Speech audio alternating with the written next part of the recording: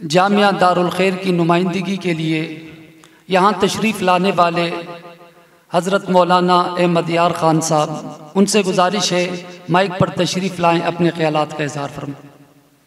السلام علیکم ورحمۃ اللہ وبرکاتہ۔ نحمدک یا اللہ۔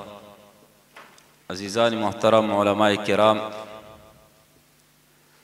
یقیناً کہ انتہائی افسوس کا مقام ہے کہ پاکستان کے جو کہ اسلام کے نام پر معرض وجود میں آیا، لا الہ الا اللہ محمد الرسول اللہ کے کلمے کے تحت، لیکن آج 70 سال سے زائد کا عرصہ گزر چکا، اس ملک کے اندر پیغمبر علیہ السلام کی رسالت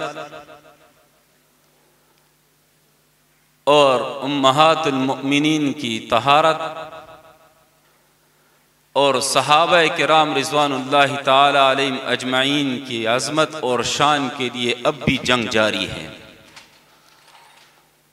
عزیزان محترم، یقیناً علماء کرام تشریف فرما ہے، تفصیلی بیان ان کا ہوگا۔ میری ایک گزارش ہے، ایک مشورہ ہے، ایک رائے ہے، اور وہ یہ ہے کہ جس طریقے سے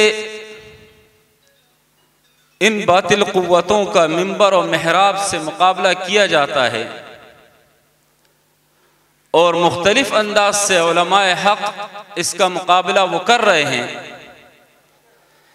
اس کے ساتھ ساتھ اگر ضروری سمجھا جائے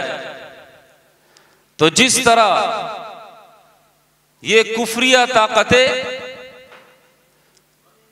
جس وقت چاہے جہاں سے چاہے منہ اٹھا کر کے نکل پڑتے ہیں جلوس کی صورتوں میں، جس مسجد کے سامنے سے گزرے، جس چوک پر گزرے، جس بازاروں سے گزرے، باوجود اقلیت ہونے کے وہ ہم پر حاوی ہونے کی کوشش کر رہے ہیں۔ یہ ایک مشورہ ہے کہ بالکل اسی طرح اب ہم پر یہ لازم ہو چکا ہے کہ اگر ہم رجب کے مہینے میں بھی اور محرم کی 1 تاریخ کو بھی اور اسی طرح دیگر صحابہ کرام کہ سیدنا صدیق اکبر اور سیدنا عثمان ذو النورین اور حضرت علی المرتضیٰ کی شان میں